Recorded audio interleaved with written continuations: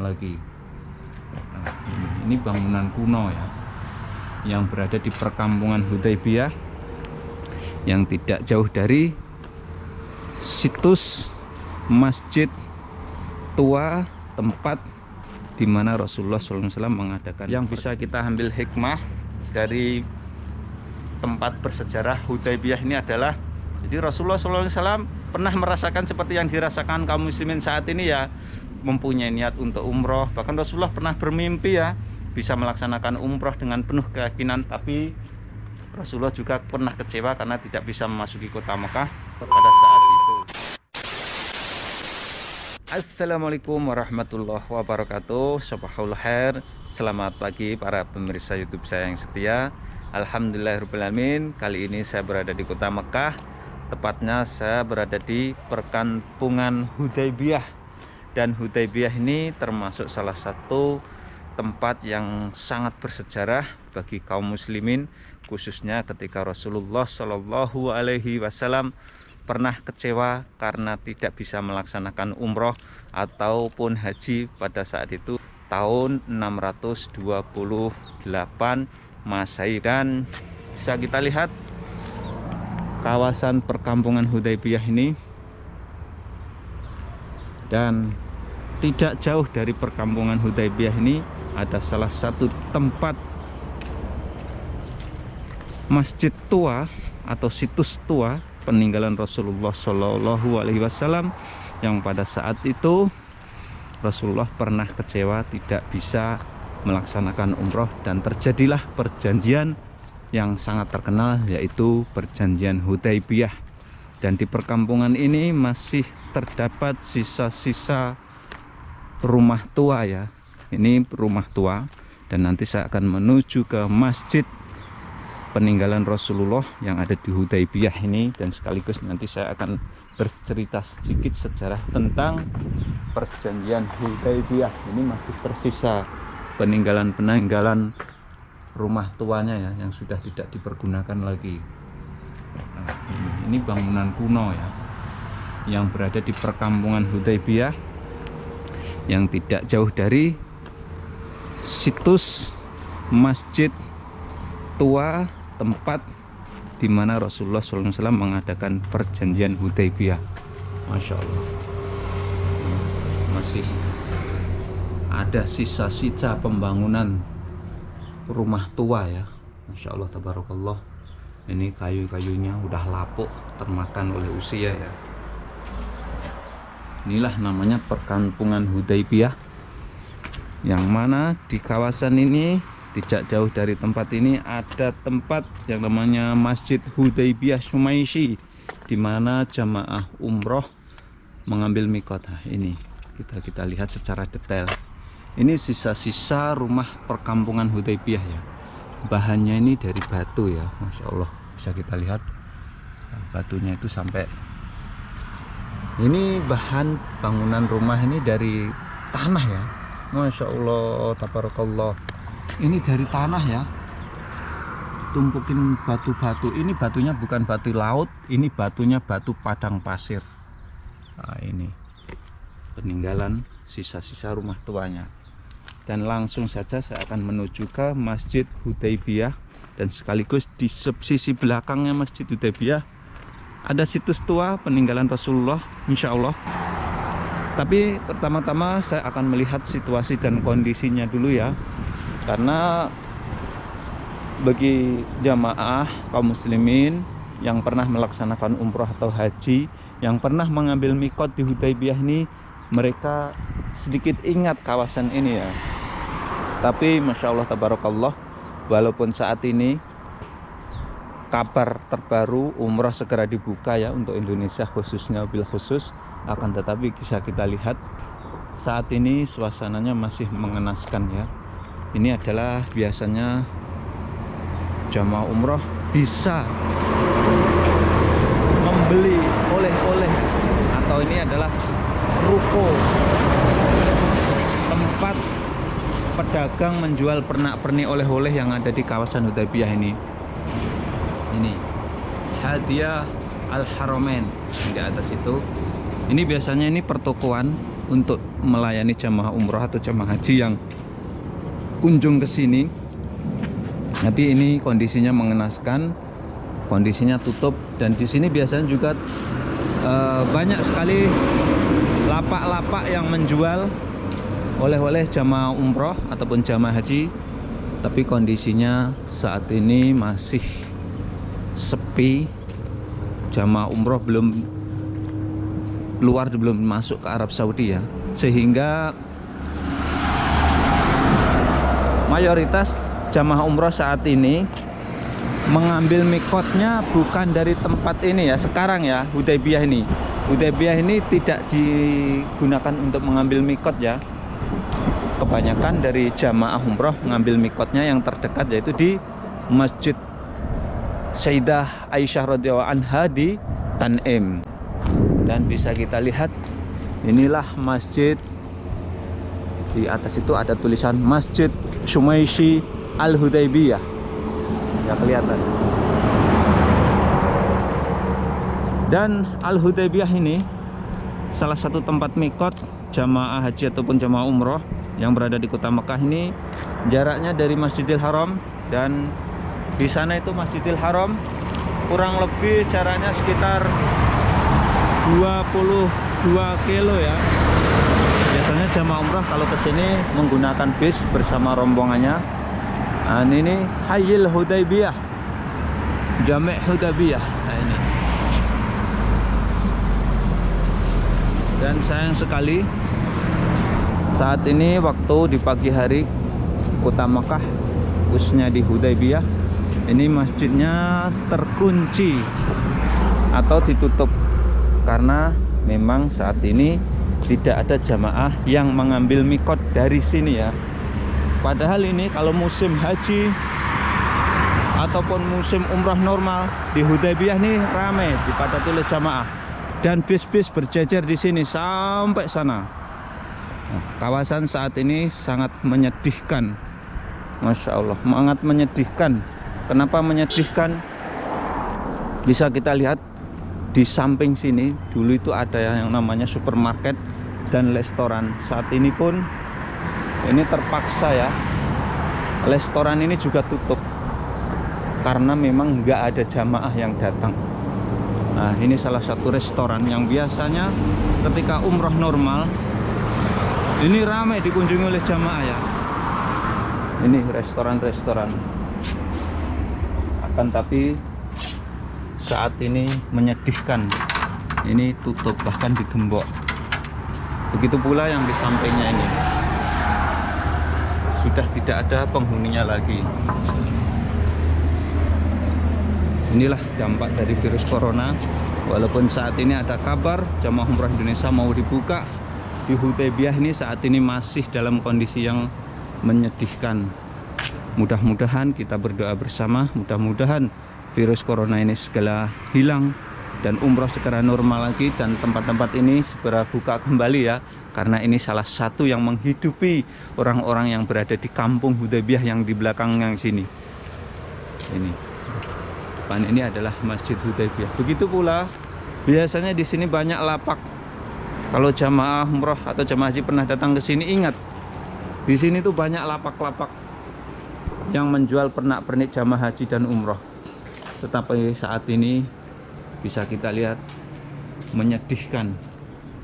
Masya Allah, tabarakallah. Inilah salah satu penyebab jadi virus corona. Tapi kekecewaan kaum muslimin saat ini ya, karena tidak bisa haji dan tidak bisa umroh, ini pernah dialami oleh Rasulullah Shallallahu Alaihi Wasallam pada saat itu tahun 628 Masehi, yang terkenal dengan perjanjian Hudaybiyah, karena Rasulullah dengan rombongannya dari Madinah ya, Rasulullah sudah membawa 70 onta yang nantinya akan dijadikan sesembelihan korban di kota Mekah. Tetapi Rasulullah bersama rombongannya tertahan di kawasan Hudaybiyah ini ya. Dan inilah salah satu situs yang masih tersisa ya. Masya Allah, ini pemerintah Arab Saudi memang sengaja tidak membongkar situs Masjid peninggalan Rasulullah SAW yang terkenal dengan perjanjian Hudaybiyah. Jadi sedikit saya akan membacakan tentang perjanjian Hudaybiyah ya, biar para pemirsa semuanya tahu ya. Jadi Rasulullah bersama rombongan dari Madinah waktu saat itu tahun 628 Masehi, beliau bersama rombongan tertahan di sini ya, karena tidak bisa masuk kota Mekah karena dilarang, diancam mau diserang oleh kaum kafir Quraisy. Tapi Rasulullah SAW tidak mau terjadi konfrontasi, sehingga Rasulullah lebih sabar, lebih menunggu di sini, dan Rasulullah mengutus Utsman bin Affan menuju ke Mekah karena Utsman bin Affan mempunyai jaringan di kota Mekah untuk bernegosiasi pada saat itu. Karena saat itu Rasulullah tidak mau perang ya. Tujuan Rasulullah masuk kota Mekah adalah ingin umroh, akan tetapi tertahan. Rasulullah juga kecewa sama dengan saat ini para jamaah umroh tidak bisa haji, tidak bisa umroh karena pandemi saat ini. Jadi inilah sisa-sisa situs peninggalan Masjid Hudaybiyah zaman dahulu ya, Masya Allah tabarakallah. Dan perjanjian Hudaybiyah disepakati antara kaum muslimin dan kafir Quraisy Mekah pada tahun 628 Masehi dengan isi sebagai berikut ya, biar jamaah nanti paham tentang apa itu perjanjian Hudaybiyah. Nomor 1, akan ada gencatan senjata antara kedua belah pihak dan tidak ada pertempuran hingga 10 tahun mendatang. Nah, ini menghasilkan kesepakatan antara rombongan dari Madinah, Rasulullah bersama kafir Quraisy mengadakan kesepakatan tidak akan terjadi lagi peperangan selama 10 tahun mendatang. Kemudian nomor 2, individu atau suku bebas bergabung dengan Muhammad dan mengadakan persetujuan sama halnya dengan kafir Quraisy. Dan ketiga, jika penduduk Mekah yang pergi ke Madinah maka akan dikembalikan ke Mekah. Namun jika ada muslimin yang dari Madinah kembali ke Mekah maka tidak akan dikembalikan. Kemudian yang keempat, jika ada penduduk usia muda yang mengikuti Muhammad tanpa seizin ayah dan walinya maka dia akan dikembalikan pada ayah atau walinya. Namun jika ada yang mengikuti suku Quraisy di Mekah maka dia tidak akan dikembalikan. Nomor 5, tahun ini kaum muslimin yang dari Madinah tidak akan kembali tanpa memasuki Mekah. Namun tahun depan Muhammad dan mengikutnya bisa memasuki Mekah, menghabiskan 3 hari untuk melakukan umroh. Artinya waktu itu Rasulullah SAW tertahan, tidak bisa melaksanakan umroh dan menunggu 1 tahun kemudian. Dan kalau kita lihat sekilas perjanjian Hudaybiyah memang saat itu sangat merugikan bagi kaum muslimin ya. Posisinya adalah kalah, dan Umar bin Khattab disebut sempat mempertanyakan sikapnya kepada Rasulullah SAW. Pada Abu Bakar, Rasulullah adalah utusan Allah SWT dan dia mengatakan akan memasuki Mekah, namun dia tidak mengatakan tahun ini. Kata Abu Bakar, penjelasannya diterima Umar. Jadi sejarah membuktikan bahwa Rasulullah dan kaum muslimin berhasil umroh pada tahun berikutnya dengan pengikut mencapai 2000 jiwa. Jeda 1 tahun memberi waktu Islam berkembang pesat dan menghindari pertumpahan darah. Masya Allah tabarakallah. Ini yang bisa kita ambil hikmah dari tempat bersejarah Hudaybiyah ini adalah, jadi Rasulullah SAW pernah merasakan seperti yang dirasakan kaum muslimin saat ini ya, mempunyai niat untuk umroh. Bahkan Rasulullah pernah bermimpi ya bisa melaksanakan umroh dengan penuh keyakinan, tapi Rasulullah juga pernah kecewa karena tidak bisa memasuki kota Mekah pada saat itu. Dan inilah tempat saksi bisu ya, saksi sejarah Rasulullah pernah tertahan, tidak bisa melaksanakan umroh. Ini namanya adalah Masjid Hudaybiyah yang ada di kawasan Hudaybiyah Sumaisi yang ada di kota Mekah ini ya. Dan kemudian Masya Allah, tapi sayang sekali ya, saya akan melihat lebih detail lagi secara dari, kalau kita amati dari jauh ini, nah ini kurang jelas ya, banyak coretan-coretannya. kenapa harus dicoret-coret seperti ini gitu loh, sehingga situs ini menjadi kotor ya, menjadi kotor. Padahal ini kan seharusnya ini milik kita bersama, seharusnya kita jaga dan kita rawat ya, seperti tulisan-tulisan ini ya. Masya Allah tabarakallah. Nah ini dicoret-coret seperti ini, jadi kesannya saat ini tulisan ini jadi situs tua ini jadi kotor ya. Contohnya seperti ini, Maya Rupina binti Puadi, Mutia Adini binti Iwan Wirabi. Ini nama-namanya terus terang saja, langsung saya sebutin nama-namanya orang Indonesia terus terang saja. Zaki, Halimah, Lia Amelia, Juhrina Firisna. Ini nama-nama orang Indonesia, orang kita sendiri. Mohon maaf ya. Maka dari itu pesan saya kalau datang ke tempat-tempat situs-situs bersejarah seperti ini, mohon tidak mencoret-coret seperti ini ya. Ini dari sisi dohirnya saja ini sudah mengotori ya. Kalau kita menulis seperti ini, kita nanti akan dikatakan tangan-tangan kita tangan jahil. Mohon maaf. Dan apabila kita mempunyai keyakinan-keyakinan yang menyimpang, ini termasuk keyakinan yang menyimpannya, tidak diperbolehkan. Karena ketika menulis seperti ini, dia mempunyai niat yang mungkin ketika menulis di sini akan dojohnya cepat datang atau rezekinya lancar dan lain sebagainya, wallahu a'lam. Akan tetapi ini bisa kita terjerumus kepada kesesatan ya, atau terjerumus kepada kemusyrikannya. Padahal kita tahu ya, musyrik itu salah satu dosa besar ya. Innallaha la yaghfiru ayyushrika bihi wa yaghfiru ma duna dzalika liman yasha. Wa may yusyrik billah faqad iftara isman 'azima.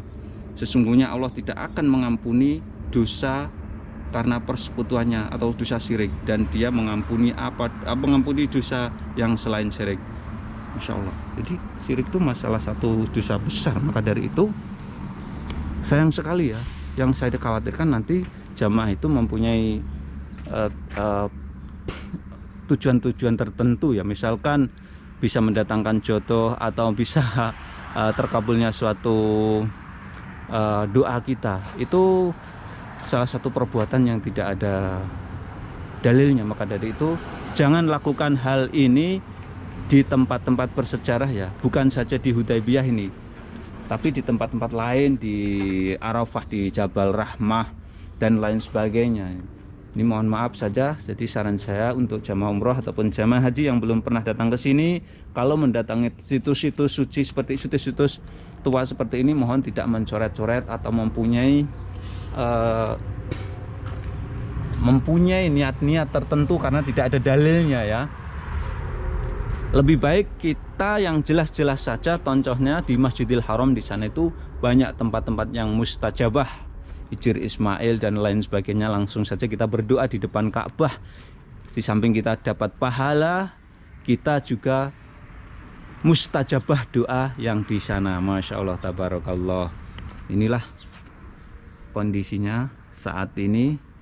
Ini adalah Hudaybiyah, salah satu tempat di mana Rasulullah SAW tertahan tidak bisa melaksanakan ibadah umroh karena dilarang oleh orang kafir Quraisy.